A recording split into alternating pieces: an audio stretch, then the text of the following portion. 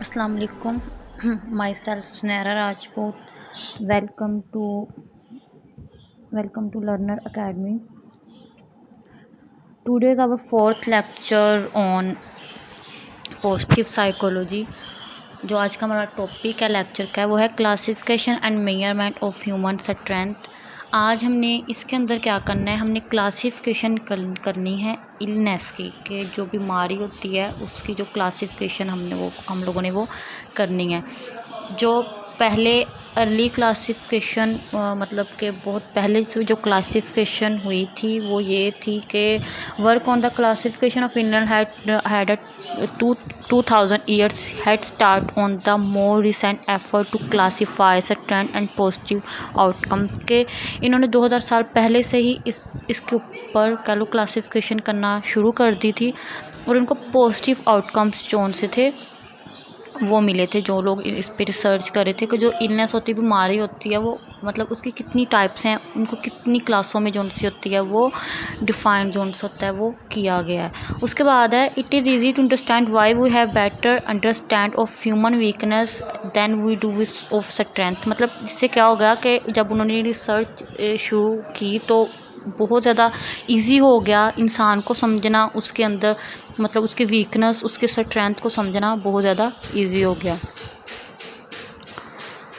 उसके बाद उन्होंने कहा है कि the earliest attempt to define a set of virtues is content in teaching dating to 500 BC where. मतलब इसके अंदर उन्होंने दो तरह की, जैसे हमें कह लो कि इलनेस बताई थी, दो तरह की के दो इलनेस होती है. फर्स्ट द फर्स्ट जो पहले हुई थी वो 21st सेंचुरी में मतलब कि हमें बताई गई थी. तो जो सबसे पहले थी वर्ल्ड हेल्थ ऑर्गेनाइजेशन, वो ये थी इंटरनेशनल क्लासिफिकेशन ऑफ डिसीज़.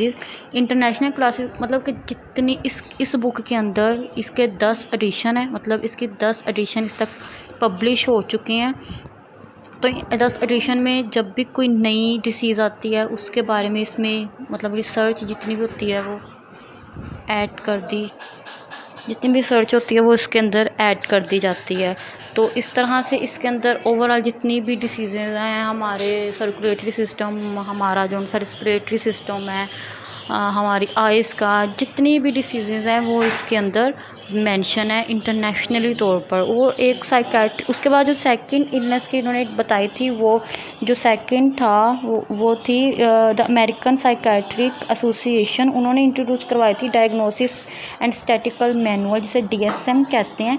अब तक इसके 6 एडिशन जोन से हैं वो चल रहे हैं. ठीक है, इसके अंदर 6 एडिशन है. उसके DSM IVTR है जो उनसे टेक्स्ट रिवीजन किए गए थे एडिशन नंबर 4 की. इसको DSM IVTR के नाम से जाना जाता है. जो DSM है इसके अंदर सिर्फ़ और सिर्फ मेंटल डिसऑर्डर्स हैं. ठीक है, मेंटल डिसऑर्डर इसके अंदर इनकी इनकी जो सी डिसीज़ हैं उनके कोड्स वगैरह सब कुछ इसके अंदर शामिल है. इसके अंदर उन्होंने जितनी भी बीमारियां वो डिफ़ाइन की गई हैं जो हमारे मेंटल रिलेटेड के ज़रिए होती हैं. लेकिन इसके अंदर उन्होंने क्लासिफिकेशन ह्यूमन स्ट्रेंथ मतलब कि उनकी क्लासिफिकेशन जो सी है वो नहीं की गई.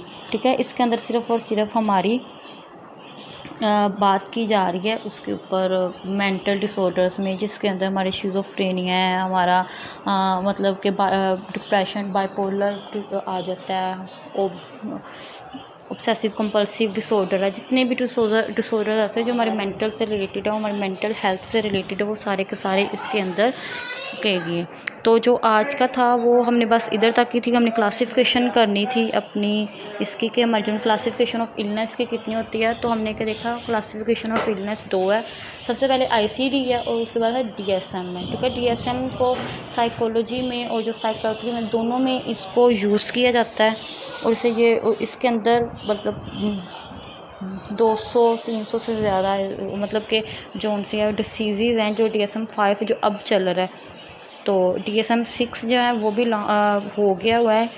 तो वो इसके अंदर जोन सी है वो डिसीज़ हैं वो चल रही हैं, और उस पर और ज़्यादा काम किया जा रहा है, इसको और बेहतर से बेहतर बनाया जा रहा है DSM-5 को।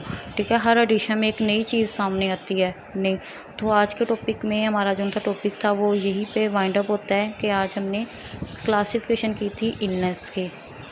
तो इंशाल्लाह ताला नेक्स्ट हमारा नेक्स्ट टॉपिक जो सा होता है वो क्लियर हो जाएगा।